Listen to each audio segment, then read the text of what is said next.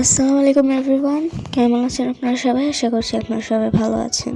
আপনাদের সাথে অনেক মিনি ব্লগ শেয়ার করেছি, কিন্তু কোনোদিনও রেসিপি শেয়ার করিনি। তো হ্যাঁ, আজকে আমরা ট্রাই করব ডিম অ্যান্ড আলুর চপ, যেটা আমার অনেক ভালো লাগে। এটা আমার আম্মু মেক করছে আর কি। এখানে আমার ছোট বোন, আমি, ইভেন আমার কাজিনরাও টুকটাক অনেক হেল্প করছে আমার আম্মুকে। এখানে আগেই ডিম সিদ্ধ করে সেগুলোকে ম্যাশ করে নিয়ে দেন যে মশলাগুলো বানাইছিলাম সেগুলোতে দিয়ে দিব।